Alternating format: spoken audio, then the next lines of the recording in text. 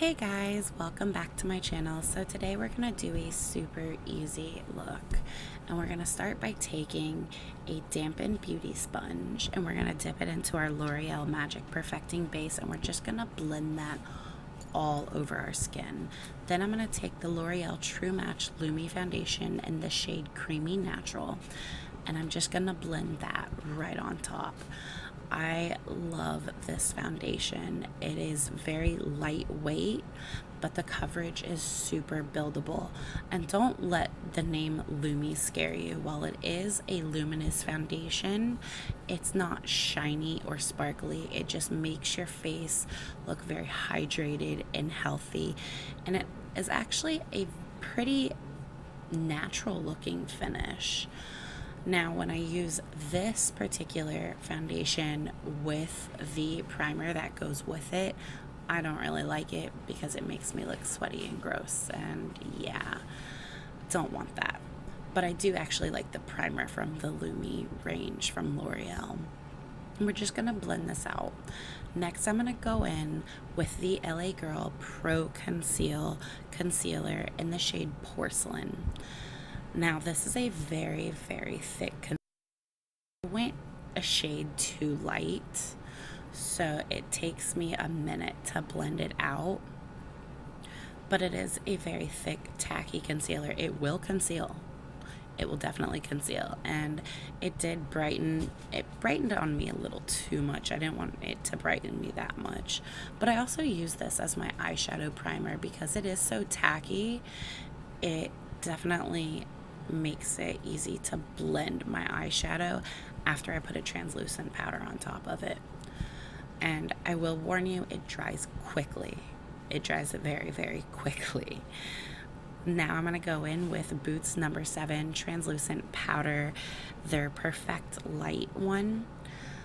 I love this powder with this foundation. It is a very light powder, and it does have light reflecting pigments in it, so it doesn't completely mattify you and then like get rid of all of that luminosity that you had from the foundation. It just slightly mattifies you while still letting you have that luminosity shine through from the foundation itself. And I'm just going to take my damp beauty sponge and blend this all over my face because I am going in with a powder contour today. I'm not doing a cream, so I want to give it a nice soft even canvas to blend out. And I do definitely like applying this with a damp sponge because it just sets into my makeup and it kind of melts it together. Next, I'm going to go ahead and get my L'Oreal Lumi bronzer. Can you tell I like the Lumi brand? And I'm going to go in with my BH Cosmetics tapered fluffy brush. And I'm just going to use this to bronze my face. I'm not actually going to use this to contour. I don't like using the Lumi to contour because it does have some shimmer in it, and I don't personally like to contour with anything that has shimmer in it. But this does add a nice healthy sun-kissed glow. And I also bring that down my jawline and down my neck so that my color blends evenly. I am, however, going to contour with my butter bronzer. And I'm using that exact same brush that I just used. And I'm going to go underneath my cheekbones, on top of my forehead. And then I'm going to take a detailed angled brush. A angled precision brush and go on top of my nose. And it's gonna look kind of wonky because I take a separate powder brush, also from BH Cosmetics, and I blend it out. I personally like contouring my nose this way because I feel like I have more control over how powerful my contour is. Next, I'm going to take a Luxie blush brush and my L'Oreal Enchanted Paradise blush in the shade Fantastical. And I'm just going to put that on the apples of my cheeks. And I put it a little too much, so I took that same fluffy brush that I blended out my contour with. I'm just gonna blend that out. Now I'm gonna go in with Milani brow pomade and my BH Cosmetics brow brushes, and I'm just gonna go ahead and do my brows. I do really enjoy the Milani pomade. It's not super thick, but it's also very buildable. I went with a shade lighter than I normally do so that I could build it. Also, because it's summer, I tend to like change my hair color a lot, and my hair color was blonde not too long ago, so this just goes well with both. Now I'm gonna go in with my Milani eyeshadow palette in Bare Necessities. I'm gonna take a tapered blending brush and I'm gonna just take this medium brown shade into my crease. I'm gonna start at the outer corner and then I'm gonna blend it towards the inner corner. And when I have very little product left, I'm gonna wing it out to the tip of my brow. Don't worry, it might look a little funky now, but we're gonna go over it later and clean that up and make it really angled. The reason I do this is because it gives my eyes a little bit of a new shape.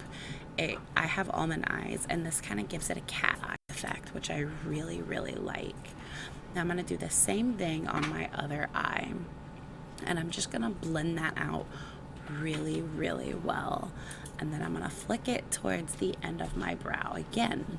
Now, next I'm gonna go in with a slightly denser brush, still a blending brush, but I'm gonna take that dark brown shade.